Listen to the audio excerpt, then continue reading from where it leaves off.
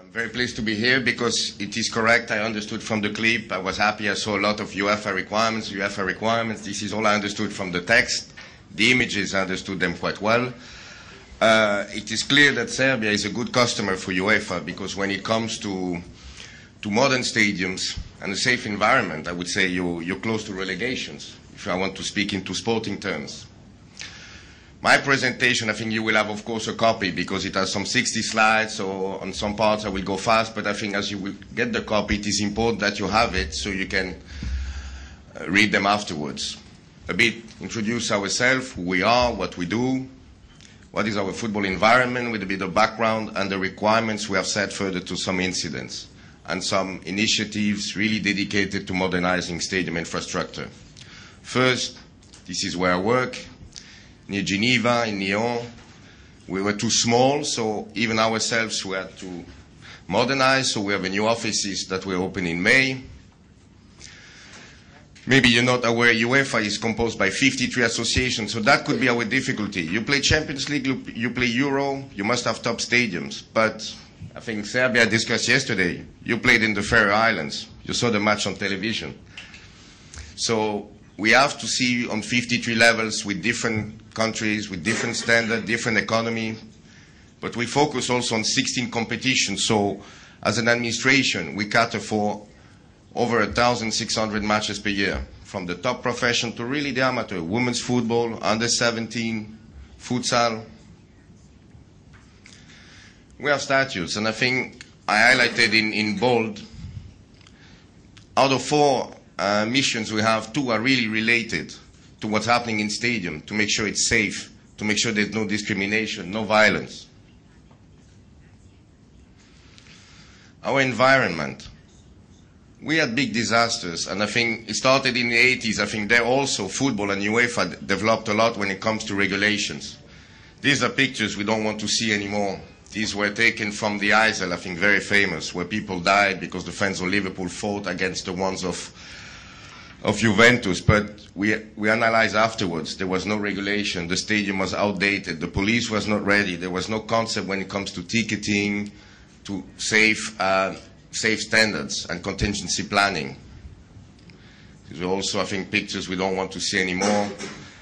You had also Hillsborough, where 96 people died because it's absolutely not prepared for a high-profile match. Bradford, in 4 minutes, the roof of the stadium burned. And then they found afterwards, when they made an investigation, that it was some debris that were under the stairs that were newspapers from 30 years ago. And it was just a simple cigarette who went down. And you can imagine if you have litter, you never clean the stadium. In 4 minutes, you have a hell of a fire.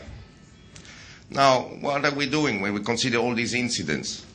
Our first missions dedicated to football and matches is really to protect football, protect the game. That the game is the main focus for everybody. Not violence, not demonstrations of racism or whatsoever. That you can come to the stadium and leave the stadium as safe as possible. Our target groups, of course, teams, match officials, the public, everyone, neutral, local, visiting, handicapped, because I think this is something more and more. The past 5 years we developed a lot the standards for handicapped people. There was nothing before in football. VIPs, of course, sponsors, TV, a key partner, and the press. Public, really, these are the main points. Good access, good egress. They have a parking. I think parking was even a problem this morning to come to this conference. Comfort, welfare, decent toilets, good refreshment, and of course the safety. Safety is above all. It's more important than VIP areas and the rest. Target groups, all the 5 I've described before.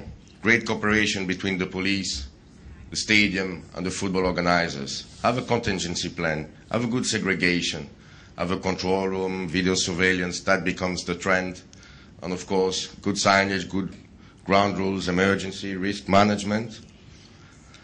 What we expect from UEFA for the organizers, that they appoint also an expert in stadium event, and also a professional security officer. This became a requirement since 2004 that each club participating in our competition has a professional and experienced security officer. And this is still not even really the case in all the clubs participating, to be honest.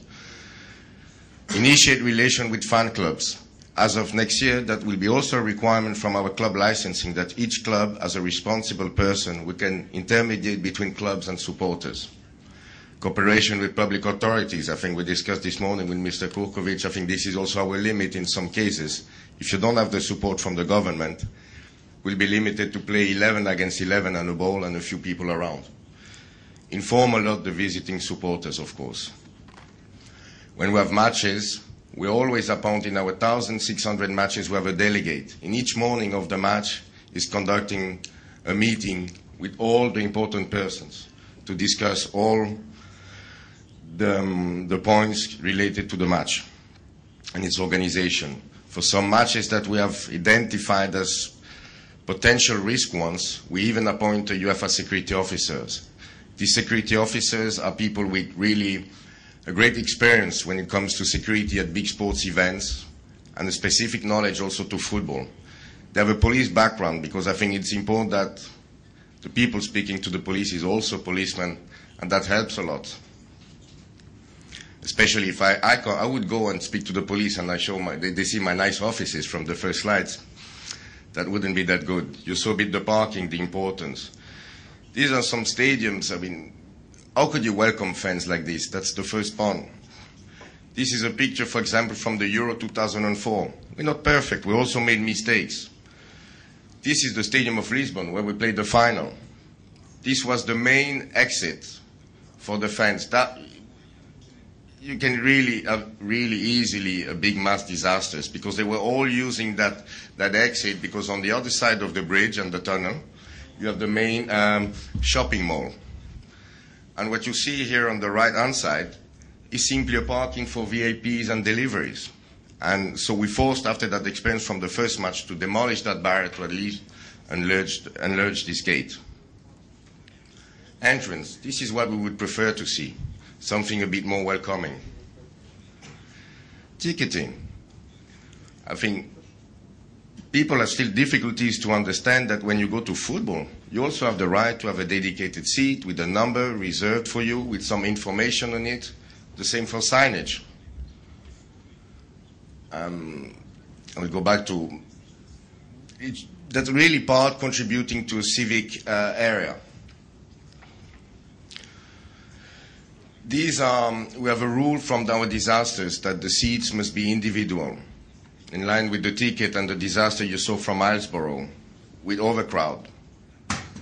And these are still some proposal from this picture we have received, and the people are telling me that this is a seat, this will be individual. We don't allow people to be standing our matches, top level matches. We don't allow this. We had a disaster in Bastia some 15 years ago. I think this is also not what we want when we talk about modernization. People are now coming back to us saying, but they made progress when it comes to temporary. But I personally believe if we refuse this, that will force people to modernize in a sustainable way the stadiums. I think that picture speaks for itself. Choose your model. We have to move from the nice football army supporters concept to something with stewards, friendly, trained, experience. This is what we want to see for the public. They have good concessions. When I was telling about welfare, friendly people welcoming you, and I think that's also good for the business. Football has to evaluate from a sausage and just a beer, but really have a good offer. Especially if you modernize your stadium, you must be sure that you serve customers correctly. Toilets. You would see on the right-hand side on the top, I even found duo toilets. Sorry, go back. There's just duo toilets, a hole in the floor. People at football, they also deserve clean, neat facilities. First aid. The same. I visit stadiums and sometimes they have just one room and they say there's a table. There's a table and we can do doping there. We can make some if a player is injured, we will heal him there, and the same for spectators. That will be a room for everybody. And I say that's not possible. One room is for the doping, one room is for the spectators, one other room is for the players. And that's becoming a trend. And there also we really encourage for the people to work with the local emergency services. Disabled. That's also, I think, a social responsibility we have, that they have decent facilities.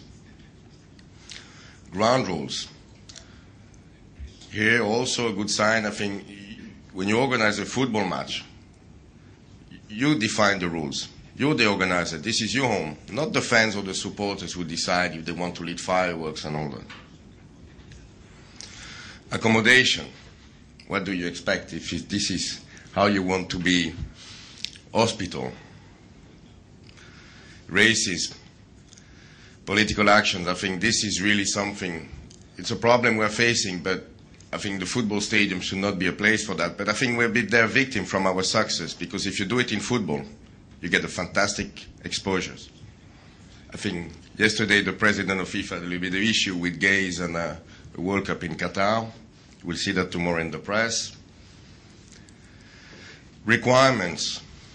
These are all the things we have. We forbid people to be standings. We forbid temporary stands. We forbid the sale of alcohols. We forbid fireworks. So this is all a list that you will have the possibility to review afterwards in the handouts. Sanctions can go to a simple warning, to really disqualification, suspension of a stadium, suspension of a team. You probably heard yesterday some problem in Zagreb in one of our matches. I will well imagine that Dinamo Zagreb will be suspended. And I'm sorry, but this is maybe the way to make it understand. If they suspend it, they cannot play for 3-4 years. We started with some incidents that were related to hooliganism in England. The English team could not play, Liverpool could not play for 6 years. Then they got the message. This is what we would like to see. Fantastic experience. I've been told today there will be the ambassador in Serbia from Portugal, so this was a fantastic picture from the opening match of the Euro in Porto in 2004, Champions League final 2005 in Schalke, Gelsenkirchen, the Emirates stadiums, and then the ceremony for the final, before the final in Lisbon again in 2004. Our initiatives. Racism. A lot of people say, yes, we would like to do something. So we, from our side, we say, no, not that we would like to do something. We do something. So we use the Euro to really have campaigns that were visible, not something behind the door, discreet, really on the pitch. The team captains were saying a message against racism. We use even in the Champions League, this could be a nice position that you can sell for a lot of money for advertisement, but really use it promoting a respect campaign. Now to conclude one last part, as we need to modernize stadiums, I think we also have to find a way that they could be sustainable. We can help people in that. I'm working with an architect to publish a book that will be free of charge, that you can download on our website. We want to print 5,000 copies at least that we can send communities, professional clubs, that the book will help people to build a stadium. Because even myself tomorrow, I'll be in charge to build a stadium. Who do I call first? Chief of police, maybe not. It will be too tough with requirements. But do I call a bank? Do I call an architect? Do I call a consultant? Do I call a construction company? So in this book, we go on everything. First, the feasibility. I think that's an important point. We discussed yesterday about the new technical center in Stara Pazova. The really beginning point is the feasibility studies. All elements about having friendly stadiums. And then also one part is what we have called the green and the blue architecture. The green for all the ecological trends. And the blue will be something dedicated really to the human beings, to make a civic place that you consider all the level of the society. Handicap, families, and so on. But to give value, because this could be only words, we use case studies. On purpose, I need not come with the big stadiums of England or Germany. But we wanted to take a stadium of 5,000, two stadiums of 15,000, another stadium of 25,000, and one of 40,000. That could be stadiums you could find from your first division until maybe the Champions League or the matches of your main national team. First one is the one in Croatia that they have built last year. than the new one in Ljubljana. And when I see that, this is really, it's 15,000, so 16,000, so maybe a bit big for Serbia, but if they made it in Ljubljana, I think they can make it in Belgrade. Another one in Norway, of 25,000, the Volkswagen Arena in Wolfsburg. But not just pictures. In each case studies, we want to give the people the moment in time and the location the stadium has been built, but also by all these areas that can be from excavation to the price of the roof, the seats, the pitch, by details, how much it costed to, so that you will take it and go to the municipality or the mayor say, well, I know from these 5 cases how much it costed really to help you. We give them the plans of the stadiums. So this is the final one from Espanyol. This is the stadium where we invited all our 53 experts in each UEFA member association to visit the stadium for 2 days to learn how they finance it, how they operate it. And you can have something very nice. And that, why we use also that stadium is 40,000 seats, costed 60 millions. No public loans. The club built it himself. They found the land, they sold it to a shopping center, and that stadium is absolutely excellent. You can play tomorrow UEFA Europa League final or a Euro Championship match. And we like to count the price per seat. The price per seat is 1,570 euros. And to make comparisons, Wembley is 10,000. The Emirates Stadium is 9,000, then the Allianz Arena, I think, is close to 5,000, 6,000. So it could be realistic with that price to have such an excellent facilities. So that concludes my presentation. I hope I'm within the 20 minutes. I will also give, that would be too long, but I have a clip of some 4 minutes when we go to virtual stadiums, when people could walk around the stadium and go to all the areas. You can go to the public areas, you can go then to the control room, you can go to the dressing rooms, and in each of these sections you will find a link to the regulations. We define the requirements in each areas, and you will find a link to videos with experts explaining why the doping room must be like this, what do we mean by control room, and how we should be operated. So thank you, sir.